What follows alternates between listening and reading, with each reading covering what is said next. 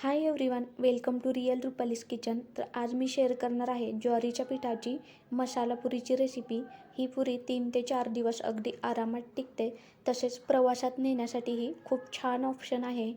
तर सर्वात प्रथम पुरीसाठी लागणारं एक छोटं वाटण बनवून घ्यायचं आहे. तर इथे मी 4 हिरव्या मिरच्या, 5 ते 6 लसणाच्या पाकळ्या, तसेच पाऊण चमचा जिरे घेतलेलं आहे. आणि आता हे वाटण वाटून घ्यायचं आहे मिक्सरमधून. तसेच पुरी बनवण्यासाठी इथे मी एक मोठा बाऊल ज्वारीचं पीठ घेतलेलं आहे.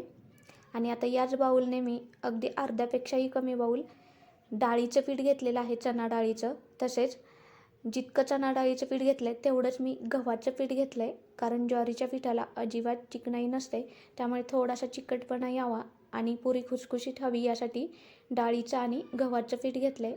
तसेच अगदी कलर आणि टेस्टसाठी मी अर्धा चमच्यापेक्षाही कमी लाल तिखट, थोडीशी हळद, चवीपुरतं मीठ घातलं आहे आणि थोडासा ओवा हातावरती कुस्करून घातला आहे, म्हणजे त्याचा वास अधिकच फुलतो.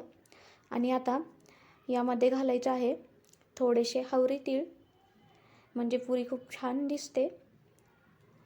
तसेच खूप सारी कोथिंबीर घालायची आहे. आणि आता आपण जे वाटण बनवून ठेवलं होतं हिरव्या मिरचीचं, ते देखील घालायचं आहे. आणि आता हे सर्व जिन्नस हाताने व्यवस्थित मिक्स करून घ्यायचे आहे पिठामध्ये. नंतर यामध्ये मी थोडंसं कोमट पाणी घालते आहे, जास्त कडक पाणी नाही घालायचं आहे. आणि हे पाणी लागेल असं घालायचं आहे, म्हणजे पीठ छान मळलं जाईल आणि याच्या पुरी लाटताना चिरटणार नाही. कारण आपण ज्वारीच्या पिठाची पुरी बनवतो आहे, त्यामुळं मी यामध्ये थोडंसं कोमट पाणी घातलं आहे. आणि हे पीठ छान असं घट्टसर मळून घेतलं आहे, बघू शकता.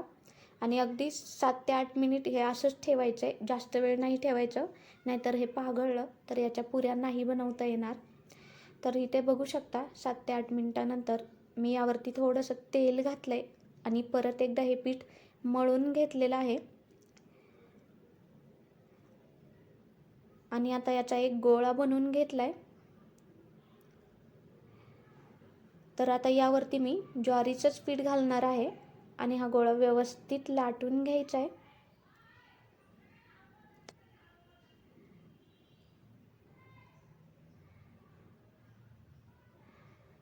जर पीठ थोडंसं ज्वारीचं जुनं असेल तर साईडने लाटताना हे याला चिरा पडतील.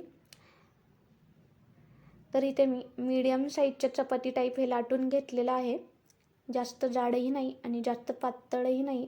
आणि आता एका डब्याच्या झाकणाने पुऱ्यांचा शेप देणार आहे, म्हणजे पुऱ्या आपल्या पटकन होतील असं केल्याने. तर इथे मी पुऱ्या अशा बनवून घेतलेल्या आहेत आणि आता यांना तळून घ्यायचं आहे. तर इथे कढईमध्ये मी आधीच तेल गरम होण्यासाठी ठेवलं होतं आणि त्यात थोडंसं पीठ घालून बघणार आहे. तर इथे तेल आपलं छान असं तापलेलं आहे. असं केल्याने तेलाचा ताव देखील निघून जातो जर तेल जास्त तापलं असेल. तर आता मी पुरी तळण्यासाठी घातलेली आहे.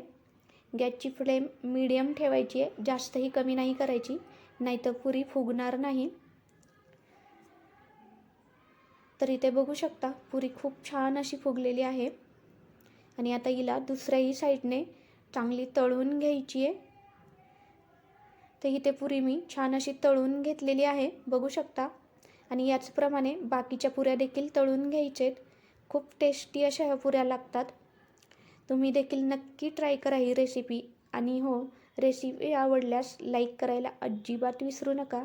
तसेच चॅनलला देखील सबस्क्राईब करा, म्हणजे बाकीच्या रेसिपी देखील तुम्हाला बघायला मिळतील. धन्यवाद.